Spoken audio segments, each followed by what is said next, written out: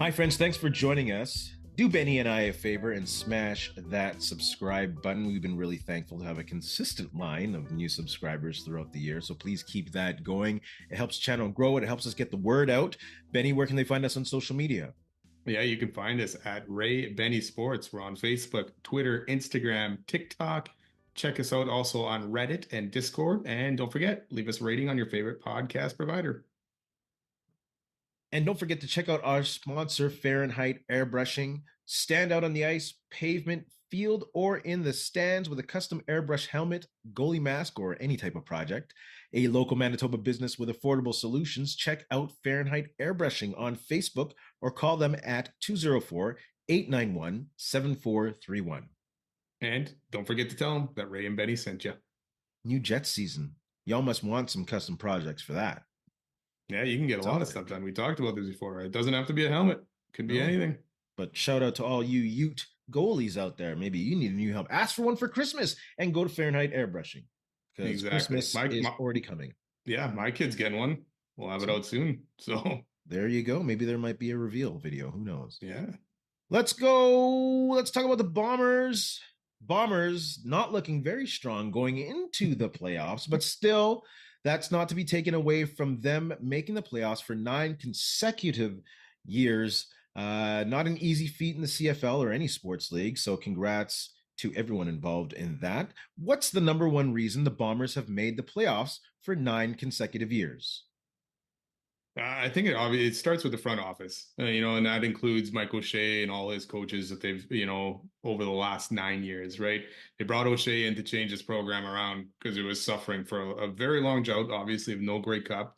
But even the playoffs, like we were hit and miss, right? And they just brought stability with Kyle Walters and Mike O'Shea in, and then his coaches, starting with, the offensive coordinators and Paul LaPolice, Buck Pierce, all those guys, a little bit of continuity, and then on defense with Richie Hall and everything, and now Jordan Younger. So I feel that stability and obviously being able to keep some guys as well, but that front office stability and coaching stability has definitely helped them out.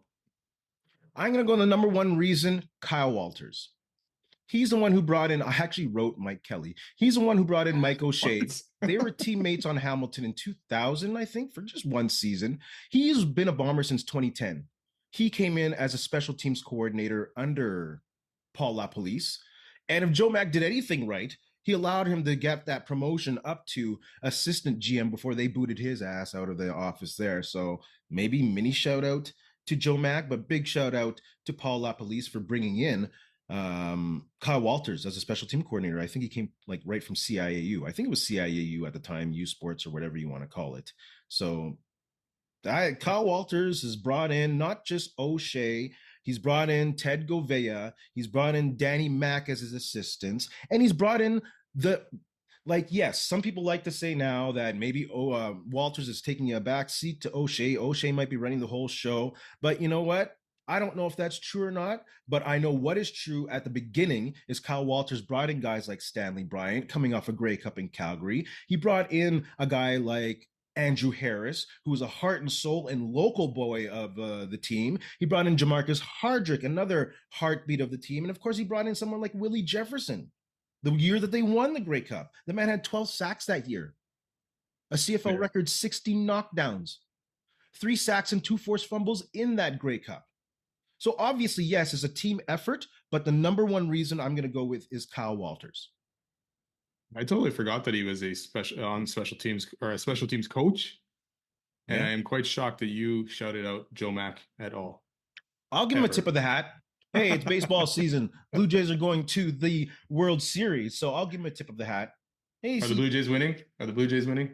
Oh, got money on it, so I hope so, but I think they will. I think everyone's overlooking them. They're a strong underdog, and I think they'll win it. Are you taking them? Yeah, I'll take them. Why not? Blue Jays in 6. It'll be tough, though. Dodgers are a very good team. Yeah. And very loaded. Stacked. Yes. Let's go to the Bombers game on Saturday.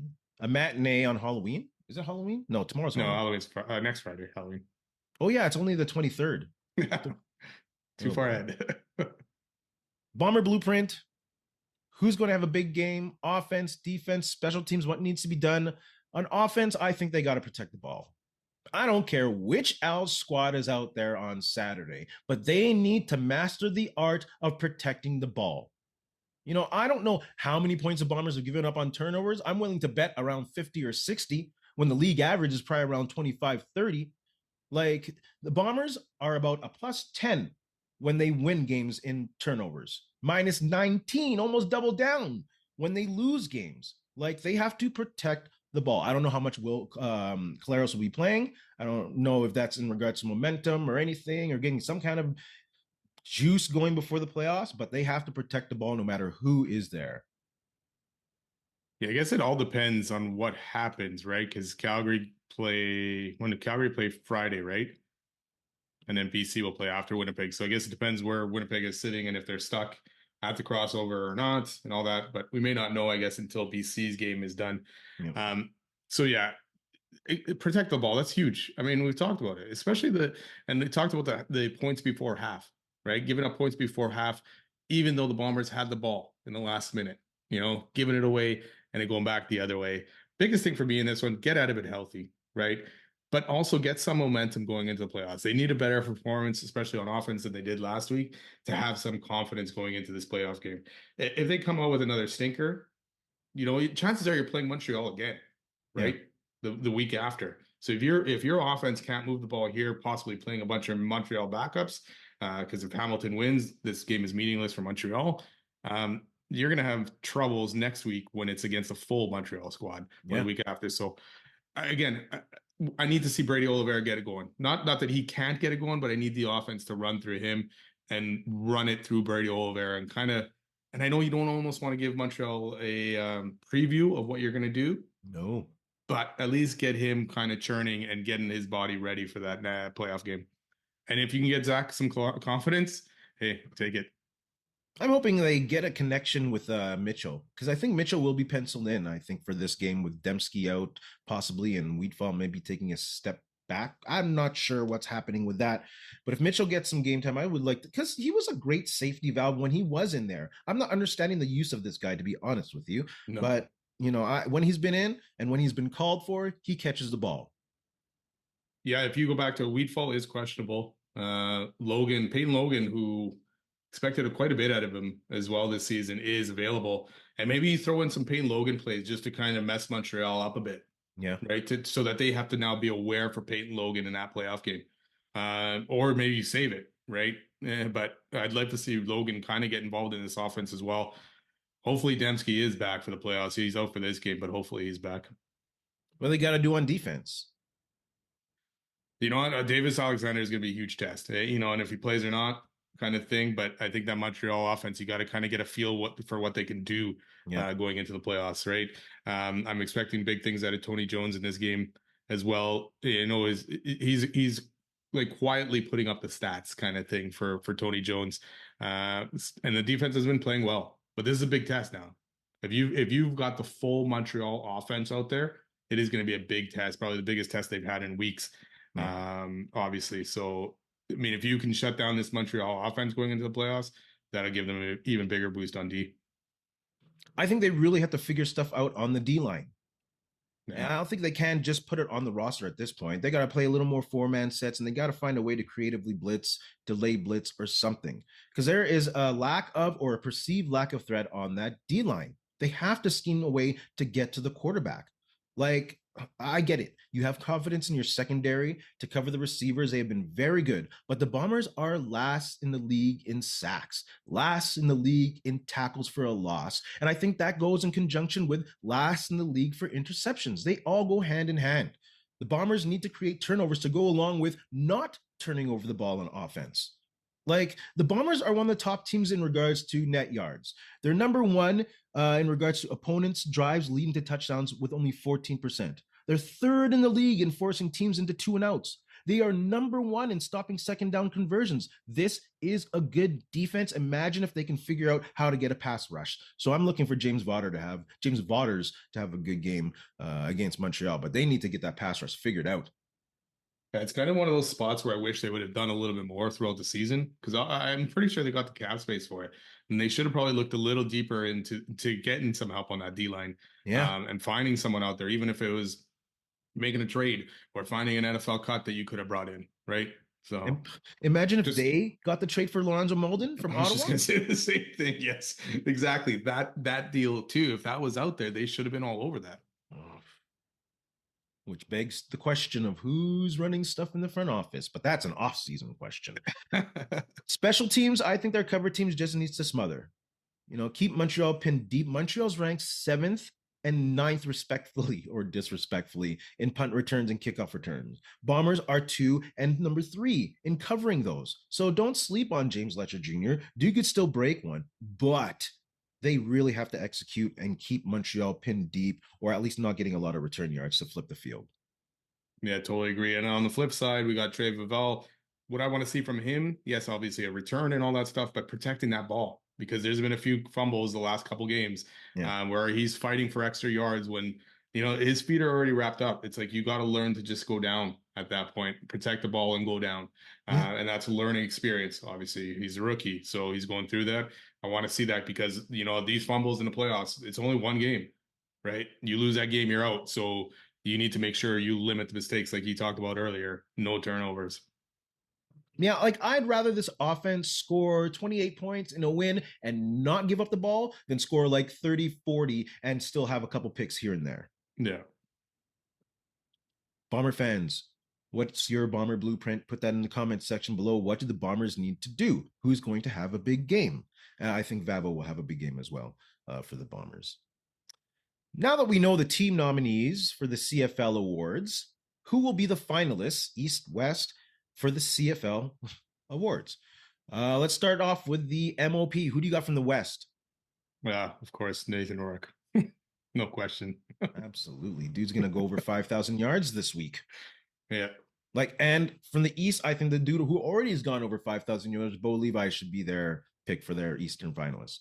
You got to feel, I agree with that. You got to feel for Bo Levi, right? Because 2 times we thought he was washed. We thought he was done. And he's made it there 2 years in a row as a finalist. And he's going to lose probably both of them. Oh, right. I think so.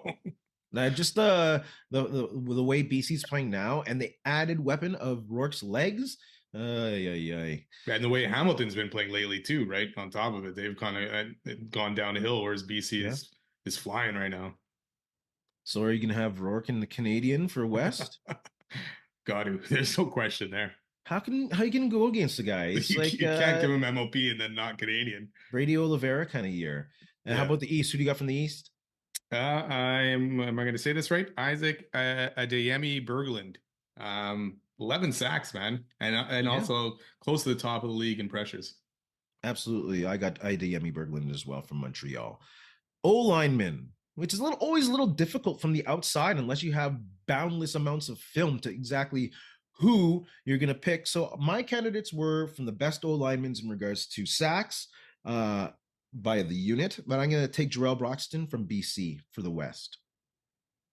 I'm taking Jamarcus Hardrick just because I know him and, well, not that I know him, but I know him as a player from Winnipeg. Yeah. So I'm going with him. And again, like you say, it's tough if you don't know O-line play, it's tough to really analyze that. We know of him. Yeah, who do you got from the East? I'm going to go with Justin Lawrence from Montreal. They've done a good job protecting their QBs throughout the year. Absolutely. And he's center. He's calling those blocking assignments, when needed. So I also took Justin Lawrence from Montreal. Well, we might go all the way same ones here. Who do you got special teams from the West? Trey Vavell. I think so. But it's interesting though, because I feel like this could almost go a different way because Sean White's 95% on his field goals, right? And I know the excitement of Vavell and the touchdowns and the returns and all that, but White was 95%. I feel like they could even shift that way a bit. That's pretty crazy.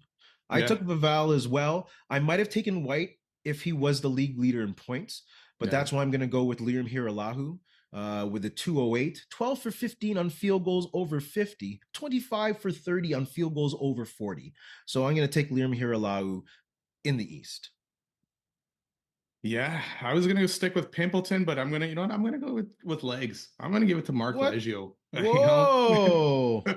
Going with another ex-Winnipegger here.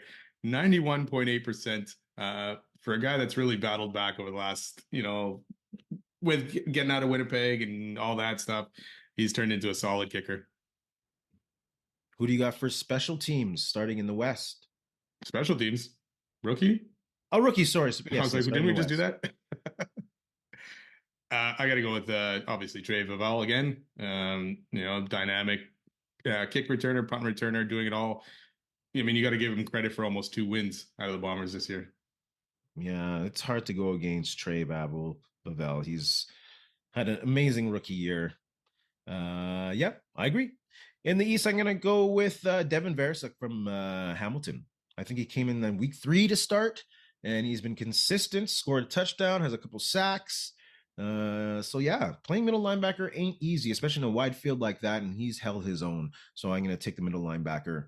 And there might be a Canadian bias on this one, so I think he might actually win the whole award. To be honest with you.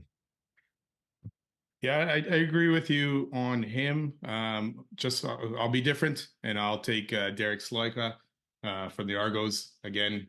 A hot start to the season. I haven't heard his name as much lately, but he definitely put up some stats, some big. I mean, he was critical in a game earlier this year, I believe, against the Red Blacks, helping the Argos win that game with the interception and the kick return. I think so. I think it was a missed field goal return or a missed field goal. Yeah. So I'll give it to him just to be a little bit different. Well, we better enjoy those missed field goal returns for the next year and a bit. They ain't gonna happen anymore. A lot less of them, huh? They ain't gonna happen anymore. I don't like that. I still don't like that one. There's gonna be a significant decrease, maybe 2 a year. I mean, the only thing is, I mean, you're gonna be kicking from farther away. I mean, maybe there's gonna be a lot of short kicks, right? Why farther away? Well, because sorry, not kicking farther away, but the posts are further back, right? Yeah, 15 yards back in the end zone. So maybe some of these kicks won't even make it that far. Depending, at least for the start, until these guys get this shit figured out. What?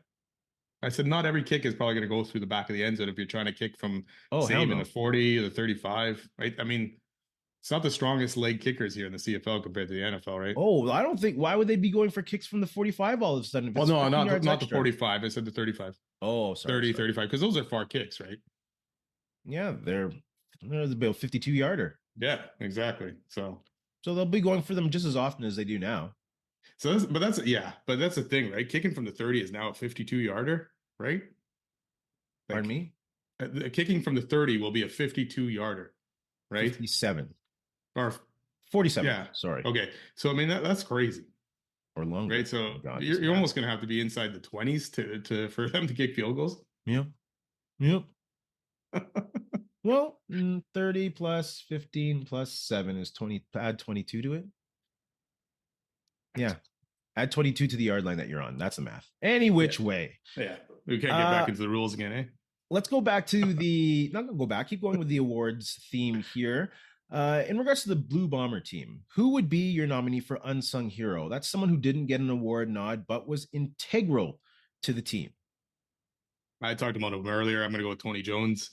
Big shoes to fill, and I know he played a lot last year, filling up Adam Big Hill's shoes. But still, now you're the unquestioned guy once they released Big Hill. But I mean, he put up 100 tackles, interception, 4 tackles for a loss, fumble recoveries, all that. Like, he really stood head and shoulders in that position for the Bombers, and he didn't let the pressure get to him. And like I said earlier, you don't hear his name a lot, and you don't hear his name being talked about in the league very much. But he's definitely had a fantastic year for the Bombers. Yeah, and no disrespect to Evan Holm, but I thought Tony Jones might have gotten the nod for Defensive Player of the Year. But that's only because I'm biased. I really like that guy from day one. Yeah. I think I'll go with Nick Dembski.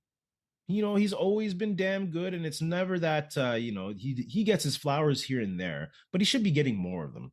Like, he's a model of consistency, having one of his better seasons later on in his career. I don't want to say the end, because the way he was playing this year, I can see him playing another 3, 4, 5 years if he's able to stay healthy.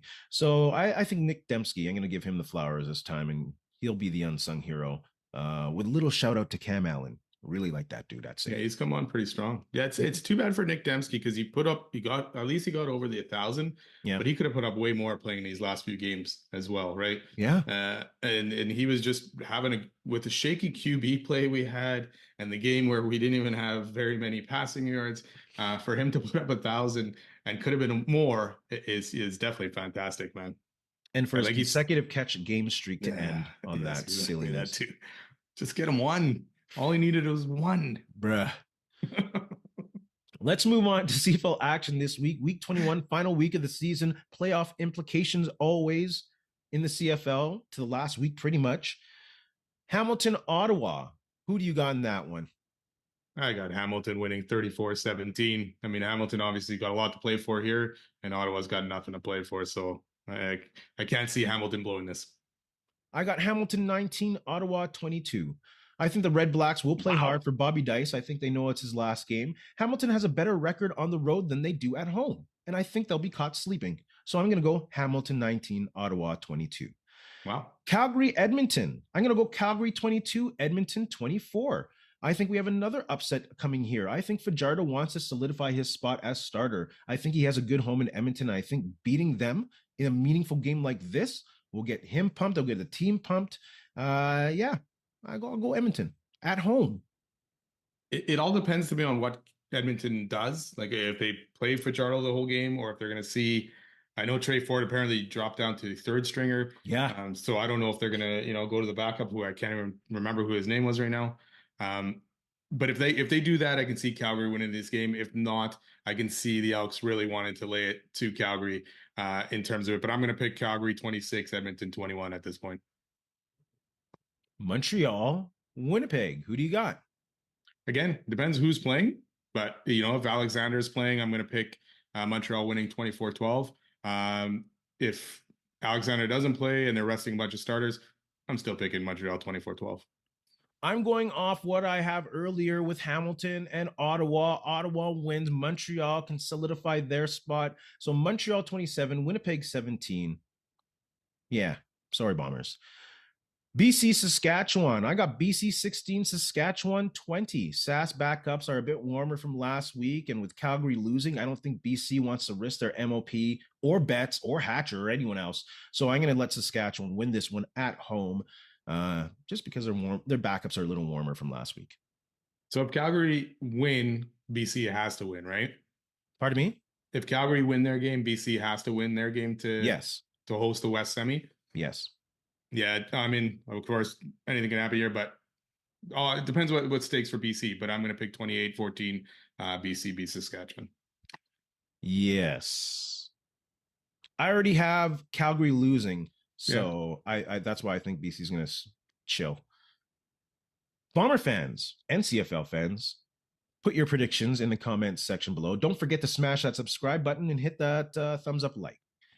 Let's move on to some Winnipeg Jets talk. Jets 5-1 right now. 6-1, I believe now. 6-1. Can the Jets ride the early season wave and build something sustainable? What are your thoughts on that?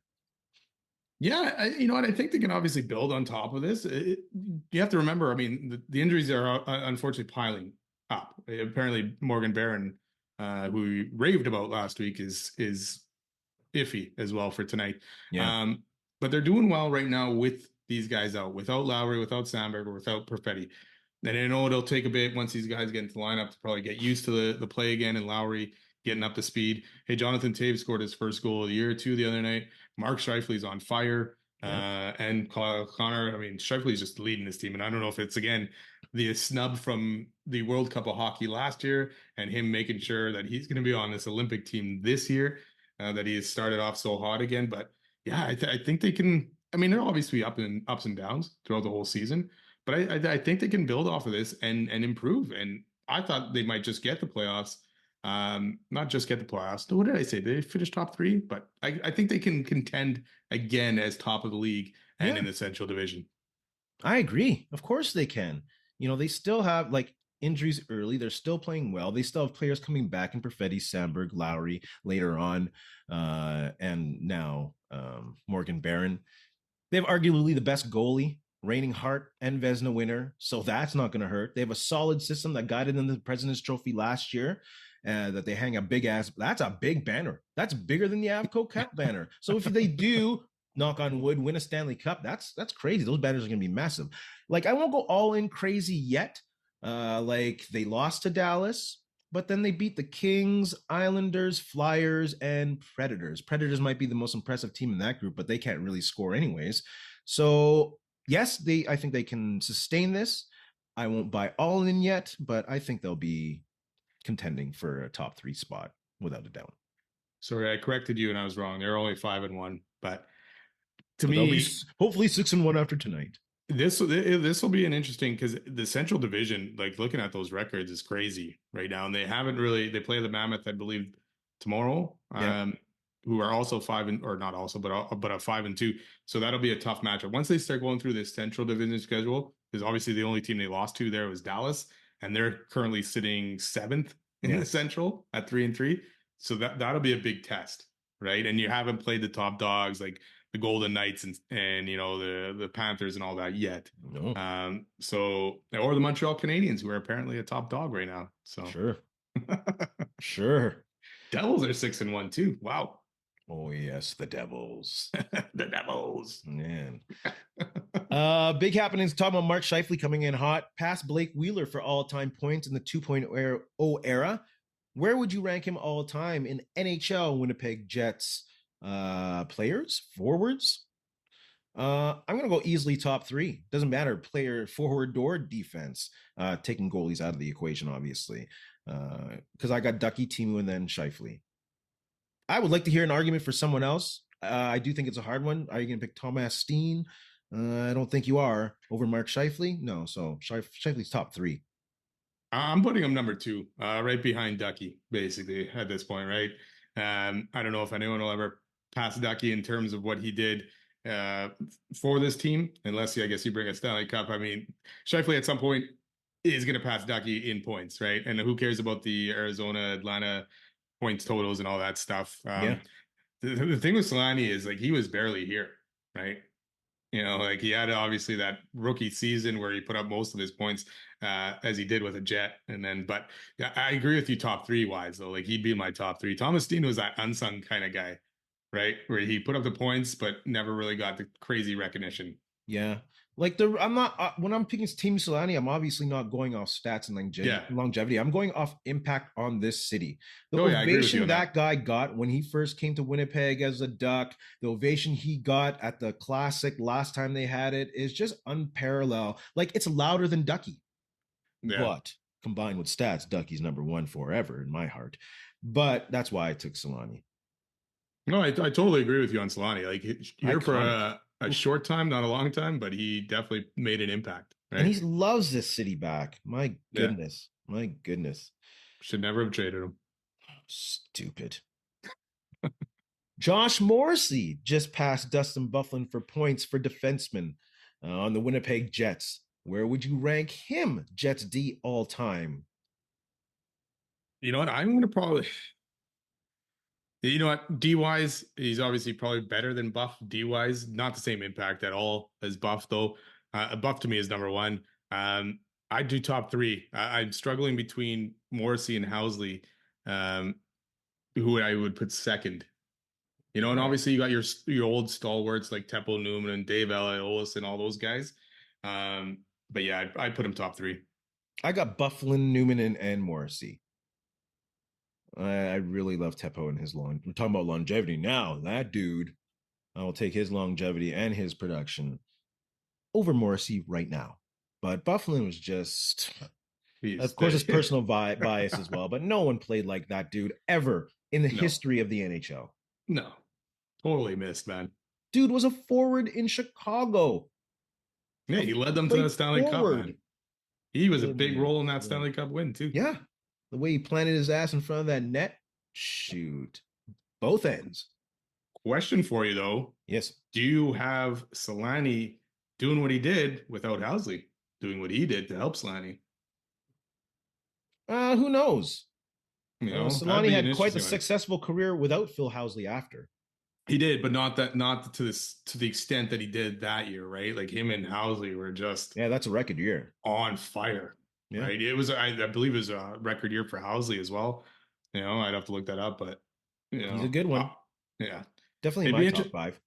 They would have been interesting because obviously you got Housley by trading Howard Chuck, right? Yeah. What would Howard Chuck and Selanne look like together, kind of thing, you know? That could have been crazy. But it was those long passes to Selanne, the breakout passes. Crazy. Crazy.